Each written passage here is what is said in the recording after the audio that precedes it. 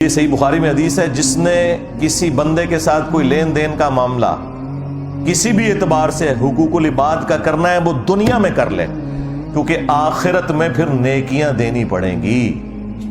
ہاں، اور اس کو سپورٹو وہ جو مسلم کی حدیث ہے وہ اتنی رکت انگیز حدیث ہے، میں جتنی دفعہ اسے بیان کرتا ہوں کانپ اٹھتا ہوں۔ صحیح مسلم کے اندر یہ حدیث موجود ہے۔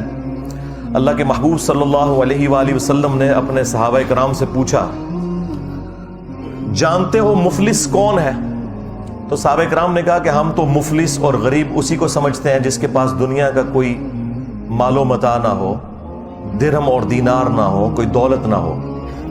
تو آپ صلی اللہ علیہ وآلہ وسلم نے فرمایا کہ میری امت کا مفلس وہ ہے کہ جو قیامت والے دن اس حال میں آیا کہ اس کے نامہ اعمال میں پہاڑوں کے برابر نماز، روزہ، حج، زکوٰۃ کی نیکیاں ہوں گی، یعنی یہ سارے مذہبی قسم کے لوگ، لیکن اس حال میں آیا کہ دنیا میں کسی کو گالی دی، کسی کو مارا پیٹا، کسی کا خون بہایا، کسی کو ذہنی ٹینشن دی۔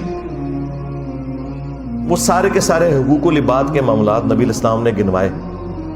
فرمایا کہ سب کے سب لوگ پھر قیامت والے دن اللہ کے حضور انصاف کے لیے جب حاضر ہوں گے تو اللہ تعالیٰ ان سے کہے گا کہ آج تو اس کے پاس کچھ نہیں ہے، اس کی نیکیوں میں سے لے کے جاؤ، جس قدر اس نے دنیا میں تکلیف دی تھی نا اس اعتبار سے اس کی نیکیاں لو۔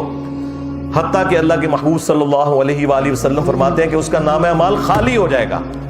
ہاں جی، نماز، روزہ، حج، زکوٰۃ جس کے اوپر یہ لوگ اتراتے ہیں، حرام خوریاں کرتے ہیں، ملاوٹ والا مال بیچتے ہیں، اور رمضان شریف میں خانہ کعبہ شریف کے صحن میں مسجد نبوی کے اندر اعتکاف کی پہلے بکنگ کروائی ہوئی ہوتی ہے۔ لعنت ہے تمہارے روزوں اور نمازوں کے اوپر اگر تم حرام خوریاں کر رہے ہو تو،